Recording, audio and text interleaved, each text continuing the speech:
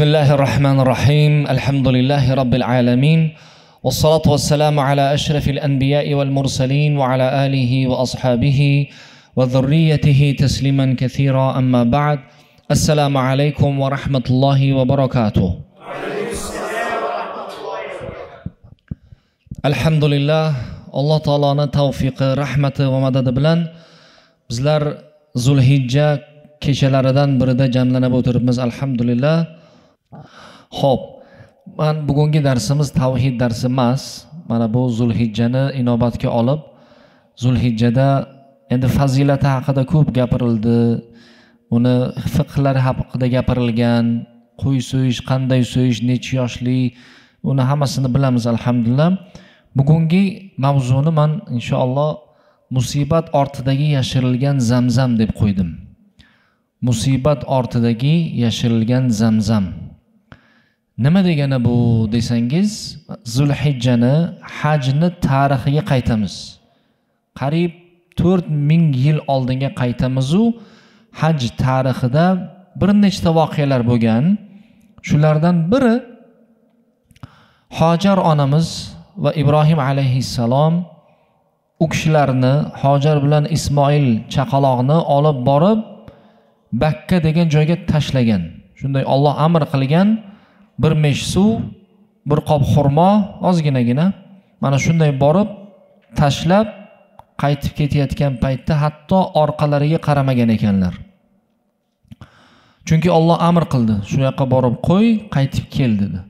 Qaytayotganda Hojar onamiz so'raganlar: "Nima uchun bu hech kim yo'q joyda tashlab ketyapsiz?"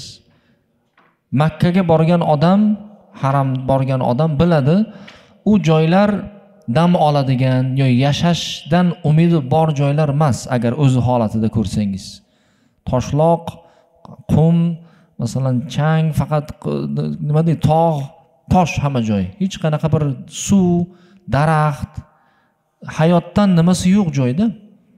Hayratda qolib, nima uchun tashlab ketyapsiz deganlarida gapirmasdan ketaverdilar.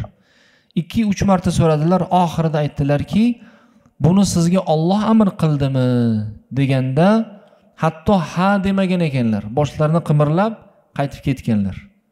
Itoatni qarang. Alloh amr qildi-yu, qo'y, qaytib kel dedi. Hatto gapirmadilar. Bu yerda tafsir ulamolari aytadiki, mabodo gapirib qo'yganda, mabodo yosh chaqaloqni ko'rib rahmlari kelib yana qaytib orqaga o'sha itoatga masalan bo'yinsunmaslik holati bo'lishi mumkin. Yo Alloh taoloning amriga bir bo'yinsunmaslik bo'lishi mumkin. Inobatga olib borib qaytib ketyaptilar. Alloh bo'lsa dedilar Hojar alayhissalom, ketavering. Alloh bizlarni zoyi qilmaydi dedilar. Ana endi diqqat qiling. Mana shu yerdan boshlanadi. Bizlar har bir voqea holatni, u yerdagi bo'lgan tarixdagi holatni voqea holatga qiyos qilamiz endi.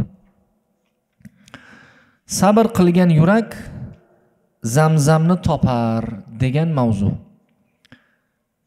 Qarang, Hojar onamiz sabr bilan Alloh taoloning amriga itoat qilganlari uchun birinchidan bir pauza qilib qo'yaylik-da, hozir tafakkur qilaylik. Singillarimiz ham eshitayotgan bo'lsa, kelajakda eshitadigan singillarga nasihatki bu: Allohning amrini qilib, ayolni bir farzand, bir mesh suv, ozgina xurmo bilan tashlab ketyapti. Allohning amri bo'lgani uchun. Bakka degan joyga. Ba'zan Alloh taolo ana shu singillarimiz, muslima singillarimizni eriga amr qilgan bo'ladi, ba'zi amallarni o'sha joyga borib tashlab kelish, u degani majoziy ma'no. Sizni bir farzandlaringizni bir maktabga deylik tashlab kelish bo'lsin. Bir ishxonaga tashlab kelish bo'lsin. Kerak bo'lsa bana hozir supermarketga tashlab kelsin erlaringiz. Yo kattaroq masalan gipermarketga borib tashlab ketdim deb kelsin, orqasiga qaramasdan. Bir bakalashka suv, bir pachka pichini bilanday ketsin qaytib. Qaytib kelguningizcha 100 marta telefon qiladiganlari bor. Qanaqasini olay, bunaqasini olay, pul bering, shodni bering, kartochkani bering, qaytib kelyapsizmi, qayerdasiz, zerikib ketdim, bola bunday bo'ldi, bunday bo'ldi. 100 marta telefon qiladi, qaytib kelguningizga qadar. Shunaqami? U holi bu bitta supermarketga tashlab qaytib kelgunga qadar shuncha tashvish. O'zlarimizcha taqvoli, mashallah, ya'ni taqvoli, iymonli, barakallohu fikum. Alloh rozi bo'lsin, mashallah. Alloh taolo azizjon birodarimizga bir yaxshi singil ato qilsin. Taqvoli, mu'mina, solihalardan nasib qilsin. Hayotlari kofeni shakaridek shirin bo'lsin. Shakarsiz kofe-yu mayli qayshi. Shu. Akeyin. Shu. Xo'p. Alhamdulillah. Ana endi voqealar boshlandi. Mo'jizalar boshlanishni boshladi. Hojar alayhissalom farzand bilan qolgandan so'ng bir mesh suv tugadi, xurmo tugadi, sut tugadi. Ana endi Ismoil alayhissalom yig'lashni boshladilar. Siz u bizning hayotimizda ham xuddi shunaqa bo'lishi mumkin. Singillarga xossatan bir joyga borganingizda, o'tirganingizda, hijrat qilganingizda, mabodo bir joyga tashab qo'yishsa, o'shanaqa holatda nima qilasiz? Agar Hojar alayhissalomni sabrlaridek sabr qilsa, ayollar, singillar, sabr qilgan yurak Zamzamni topar. Ana endi ortidan nimalar bo'lishini hamma biladi. Hojar onamiz suv qidirishni boshladilar. Safo va Marva degan tosh, ya'ni tog' o'rtasida chopishni boshladilar. Ya'ni qidirishni boshladilar, bilamiz. 7 marta. Shundaymi? Mana bu sabablarni qilish. Birinchidan ayol o'zini farzandini chirqirayotganini ko'rib instinkt bergan Alloh taolo ayollargaki, u chidab tura olmaydi. Ya'ni hayda chirqirayapti-da demaydi. U jon talfasasida shu chirpanak bo'ladi-yu, chopadi kerak bo'lsa. Hajga, umraga borganlar bilamiz, a? Bordi, keldi qilsa qanchalik uzoq joy. Erkaklar havliqib qoladi-yu. U biz dam olib, Zamzam ichib, chaqchaq qilib, jamoat bilan bemalol o'rta-o'rtada bitta xurmolar yeb, shunaqa borib keladigan joyda 7 marta birdaniga borib keldilar, birdaniga.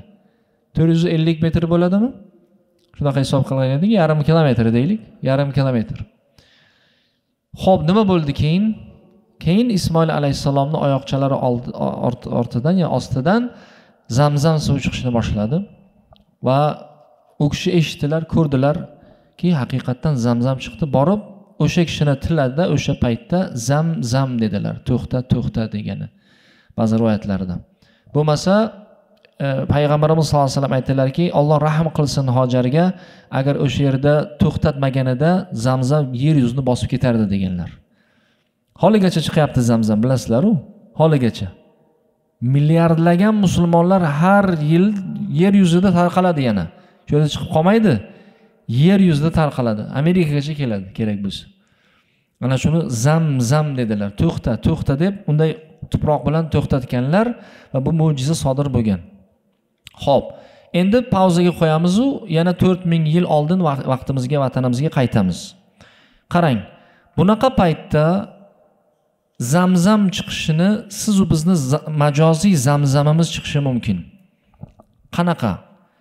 Alloh taolo imtihon qilayotgan paytda sabablarini qil deyapti. Sabablarini qil.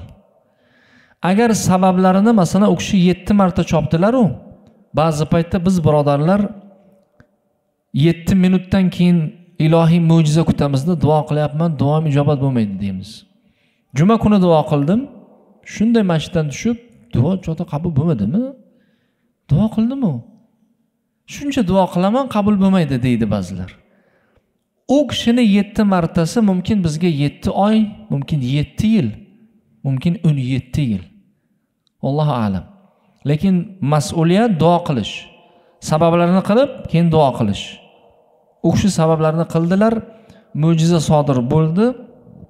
Siz u bizga ham xuddi shunaqa Zamzam deganda majoziy Zamzam. Bir musibat keldi masalan. Ishimizda, hayotimizda, oilamizda, Alloh saqlasin, bo'lib qolgan paytda sabablarini qilib, duo qilgandan so'ng uni natijasini Allohga tashlab qo'yish. Nima uchun bo'lmayapti? Nima uchun qildim kelmayapti deyishmas. Ana shu narsani qilishni o'zi gunoh. Nima uchun kelmayapti deydi-yu odam. Yaxshi emas bu narsa. Alloh biladi nima uchunligini. Ozgina ba'zi paytda berib ko'rsa, odam o'zidan ketadi. Ozgina yengillashib ketsa ishi, musibatlarsiz hamma silliq ketsa, o'zidan ketishni boshlaydi. Kahf surasida bizlar gapirib o'tyapmiz. Mana juma kunida ikkita birodar bir-biriga aytdi-yu, bog'da juda ham chiroyli, hammasi muhayyo bo'lgan bog'ga kirib, "Men bu bog' abadiy deb o'ylayman, bu tugamaydi deb o'ylayman" dedi. Hatto qiyomat qoyim bo'lmayman deb ishonaman dedi. Uni bog'i ozginagina bog'chasi o'zi bog'. Qiyomatni inkor qilish darajasiga olib bordi. Lekin musibat kelganda ikkita kalima bilan musibat keldi. Fa ahata bi samarihi. Samari dedi-ku, ya'ni men o'sha bog'ini o'rab oldim dedi. Bog'ini o'rab oldik degani, masalan, bir narsani o'rab olishsa, ba'zi kinolarda masalan deylik, FBI kelib shunaqa o'rab olingansan, terroristlar falon shunon deydi-yu, o'rab olingan degani tamom o'sha joydan chiqish mumkin emas holat bo'ladi-da. Mana shuni Alloh taolo ko'rsatyapti. O'rab oldim deyapti. Shu joyni shunday rasvosini chiqardi. Qanday aytmadi? Nima bilan aytmadi? Lekin o'rab olgandan so'ng u nima qildi? Duo qildi. Ana endi duo qildiki, qani edi Alloh taologa sherik keltirmaganimda edi-ya dedi. Ya laytani, qani voy menga, holimga voy bo'lsina, nima uchun Allohga sherik keltirdim dedi. Ana shu yerdagi shirkni ulamolar aytadilarki, bu shirk at-tavakkul deydilar. Tavakkulga shirk keltirish. Bizlar shirk haqida bir necha dars o'tdik-a? Eslaringizda bor. Mana shu yerda tavakkulga shirk keltirish nima degani bu? Kim ayta oladi? Nima degani? Qanaqa shirk bu? Tavakkulga shirk keltirish.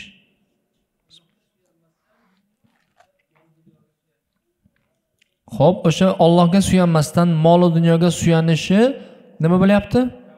Tavakkul. Kimga tavakkul qilyapti o'zi ana shu? Rahmat. Mol va dunyosiga, akaxonlariga, tankalariga, pushkalariga tavakkul qilyaptimi? Dollarga yo pasportiga, yo Amerika pasportiga, green kartasiga tavakkul qilyaptimi? Mana shu pasportim bilan masalan ko'p narsalar qilaman deyaptimi? Kimga tavakkulni shirk keltiryapti? Allohga pasportini deylik, endi bizni tilda aytganda, yo green kartasini, yo akaxonlarini, yo pullarini shirk keltiryapti, shirk. Mana shu tavakkulga shirk keltirishga olib borar ekan. Mol, mulk, davlat, akaxonlar, ukaxonlar mana shu darajada bor. Chunki u hozir telefon qilsam hal qilaman deb o'ylaydi-da. Shunaqami? Agar o'sha ortida bir kishi bo'lsa, shunday telefon qilaman, hal qilaman deydi. Yo'q, bu yerda aqida bu sabab bo'lish kerak. Agar halol sabab bo'lsa, u birinchidan. Halol bo'lsa. Ikkinchidan Alloh bersa, o'sha narsa bo'ladi. U telefonim, pulim bo'lmasligi kerak. Demak, musibatlar siz u bizni ortidan, masalan, musibat ortidagi yashirilgan zamzam degani, siz u bizda ham qachondir majoziy zamzamimiz chiqadi, buloqlarimiz chiqadi. Faqat sabr qilgan yurak zamzamni topar. Unga sabr kerak. Usiz bo'lmaydi. Yana oddiy onaning yurishi ibodatga aylandi. 7 marta yurishlari bor-u.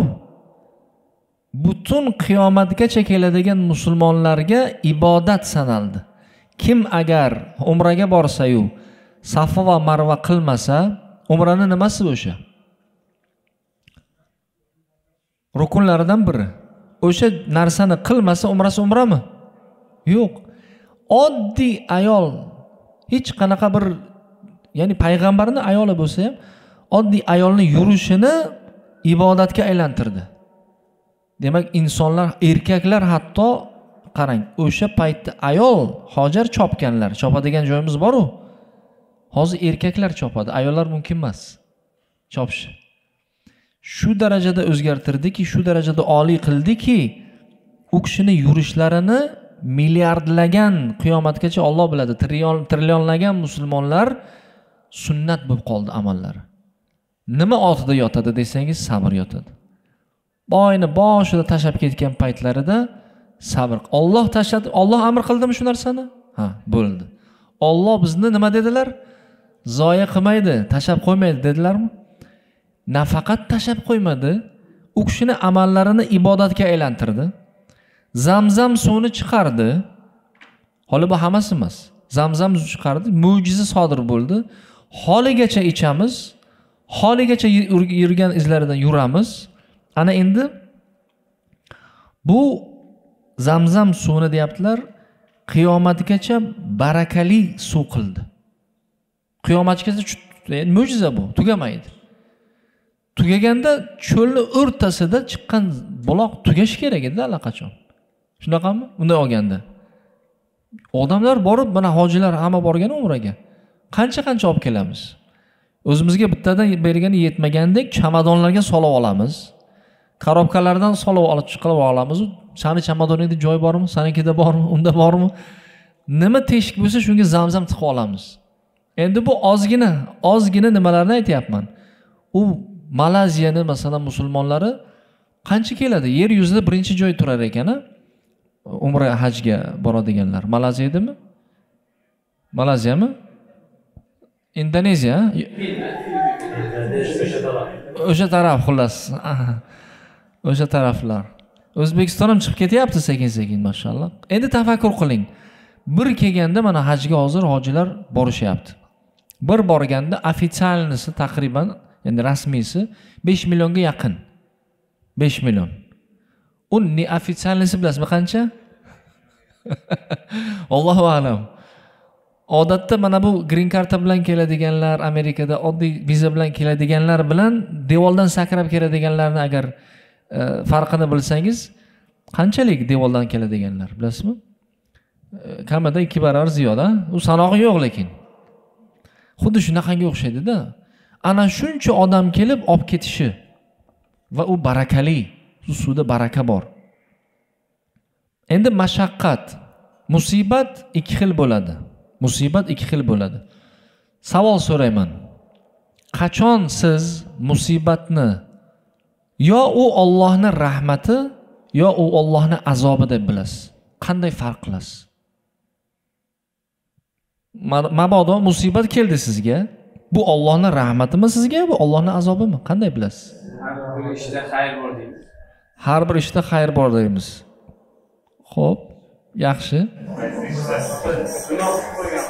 Gunoh qilib qo'ygan bo'lsa, u azobimi? Begunoh odam bormi?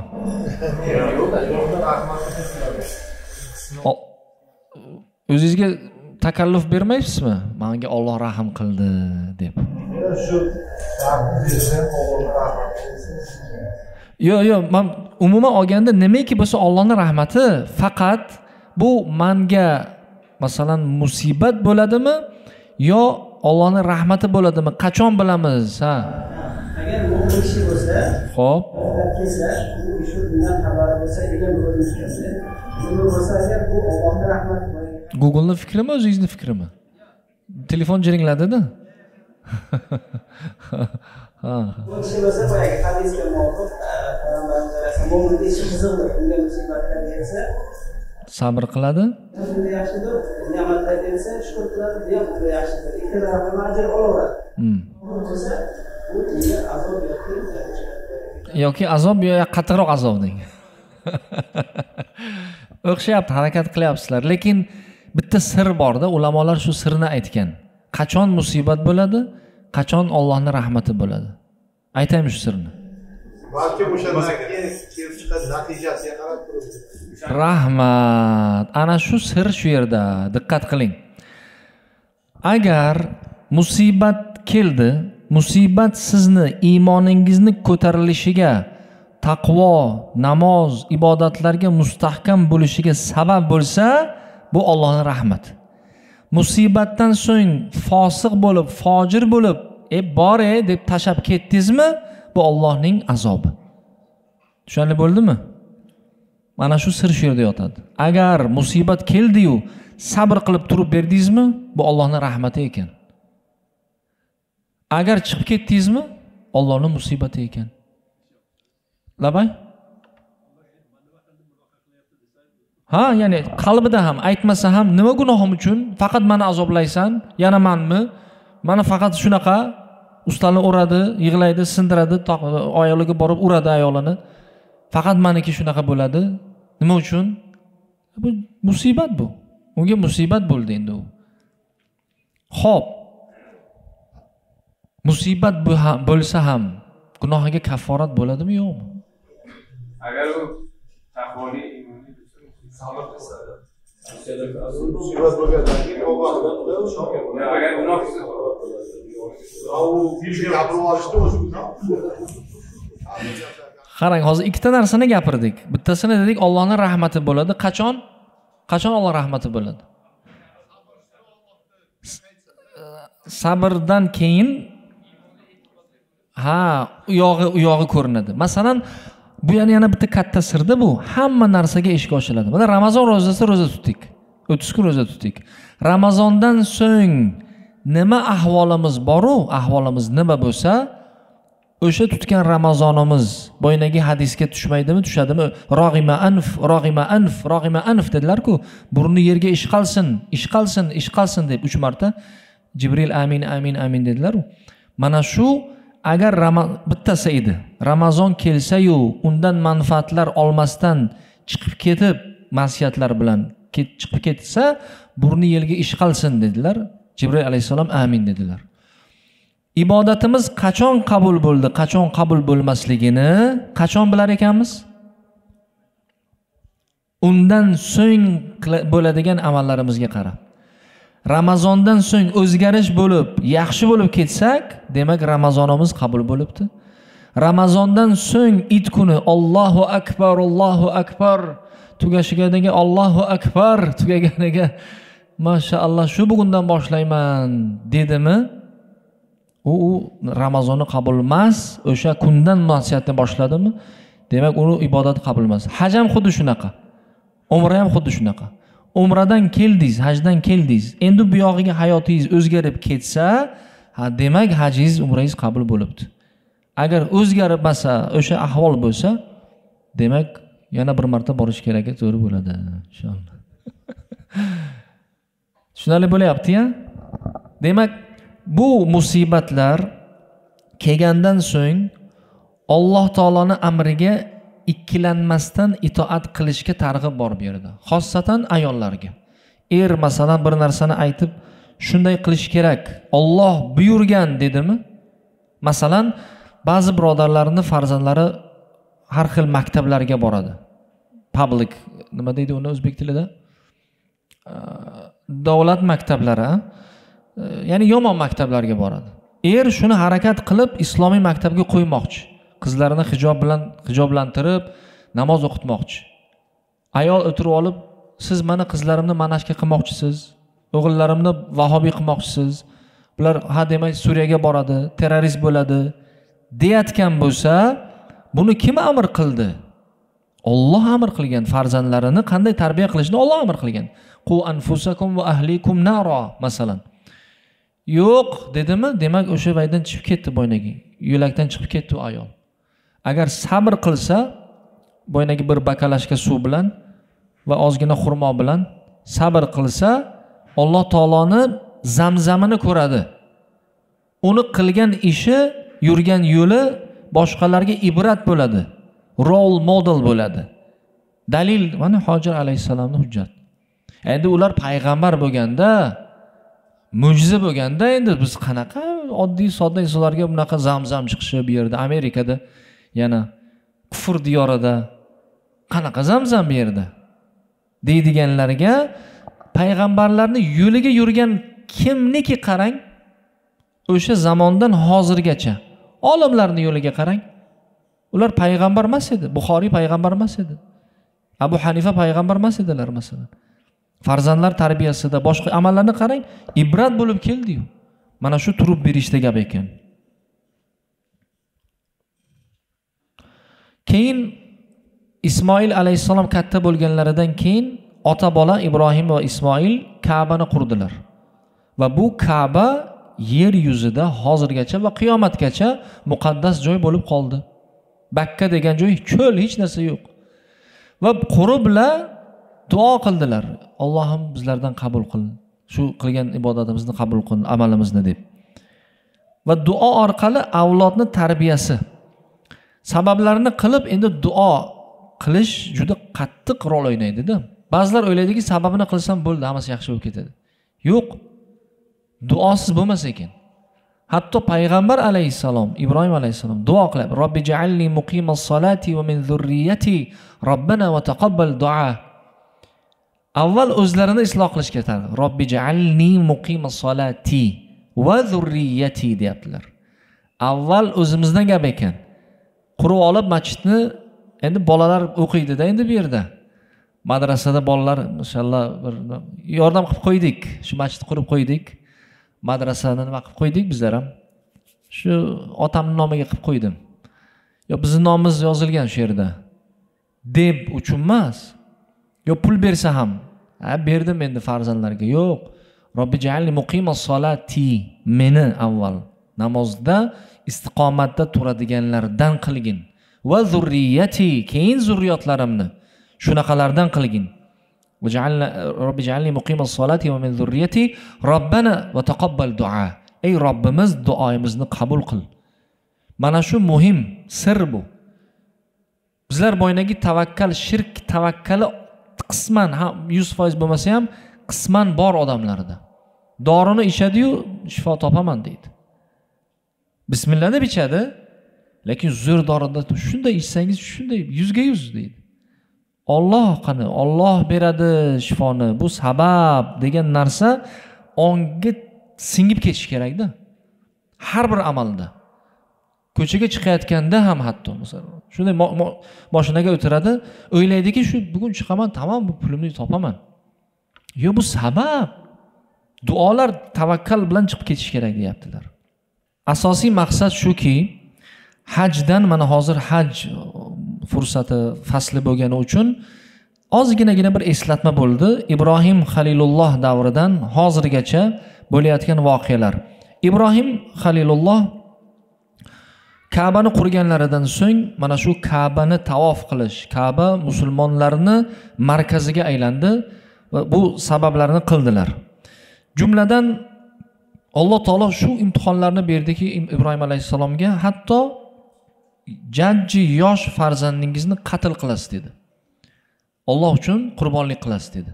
Shunga tayyor bo'lib, pichoqni olib borib, farzandlarini Ismoil alayhisalom yotqizib, Bismillah Allohu akbar deb tortganda pichoq tortilmadi. Shu darajagacha bordilar. Buni tafakkur qilish qiyin. Hozirgi erkaklar bitta qo'yni so'y olmaymiz. Qo'ying, qonni ko'rsa besh bo'lib ketadi deganlar bor. Xo'roz, tovuq. Tovuq. Qonni endi mayli qay, ba'zi men ustidan kulmoqchi emasman. Tabiat bu. Masalan, odamlarning tabiati bor, u istisno, lekin qo'rqoqlar bor-da. Qo'rqadi. Ya'ni bu Alloh uchun shu narsani harakat qilishimiz kerak. Hech bo'lmasa bitta qo'yni tortishga harakat qilishimiz kerak. Mana shu narsani hozir mana qurbonlik nimasi Alloh taolo oldi-yu, imtihondan o'tdingiz dedi-yu, bir qo'yni berdi. Mana qo'y shu bilan sunnat bo'lib hozirgacha va qiyomatgacha ketadi. Lekin shu qurbonlik qilayotgan paytda Alloh taolo aytdiki, mana Haj surasini 37-oyatida layyanallaha luhumuha wala dima'uha walakin yanaluhu taqwa minkum. Alloh taologa qilgan qurbonliklaringizdan uni qoni ham, go'shti ham yetmaydi. Alloh taologa sizlarning taqvolaringiz yetadi dedi. Mana shu qilmoqchi bo'lgan nimaiki ibodatlarimiz bo'lsa, mana shu yerdan boshlanar ekan-da. Qalb mana shu taqvo, at-taqvo ha huna dedilar Rasululloh sollallohu alayhi vasallam. Taqvo mana bu yerda dedilar. O'sha qo'y 100 kishi so'yatgan bo'lsa ham 100 xil qabul bo'ladi yo qabul bo'lmaydi. Mana shu yerdagi agar taqvo bilan Alloh uchun qilinsa qabul bo'ladi va bu boynagiday ibodatni qilishingiz Allohning amriga bo'yin sunishingiz degani. Boynagi Hojar alayhisalomga qaytamiz. Kim buyurdi sizga bu yerda qolib ketishni deganda Alloh.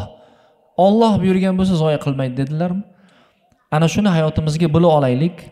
Qachonki agar biz Alloh buyurgan amalni o'zi buyurgandek, Rasululloh sollallohu alayhi vasallam buyurgandek qilsak, ishoning 100% ishoning, Alloh zoya qilmaydi. U qalbingizdan yo cho'ntagingizdan pul chiqib ketayotgan bo'lsa ham, yo bir nafsingizga yoqmayotgan bo'lsa ham, jasadingizga, odamlarga yoqmayotgan bo'lsa ham, bu soqolni qo'yib olib gapirishni qara deydiganlar bor. Yoqmayotgan bo'lsa ham qiling, Allohga tavakkal qiling, biling yashirilgan zamzam yaqinda chiqadi. Hammamizga o'sha majoziy zamzamlarimiz bor. Faqat Allohga tavakkal qilib, Allohning aytganini qilib, xosatan mana shu kechalarda, shu kunlarda Zulhijja oyida masalan ulamolardan savol, Ibn Usaymindan savol so'raldi. U kishi savol so'raganlar. Ramazonni oxirgi 10 kunida qilingan ibodat afzalmi? Zulhijja kunining 10 kuni, mana boshidagi 10 kuni ibodat afzalmi dedilar. Nima deb javob berasizlar? Ramazonni oxirgi 10 kunidagi afzalmi, Zulhijjaning 10 kunidagimi? Kuni bas, kuni bo'lgani uchun Zulhijjaning 10 kuni. Ramazonda 10 Kuni kechasi. Xo'p. Kunda bu. Mayli hay, kun yo tun deylik, tun, oxirgi 10 kechasi. Tun kechada masalan deylik, sadaqa qilishingiz, boshqa amallar qilishingiz yaxshimi? Zulhijjaning 10 kunimi?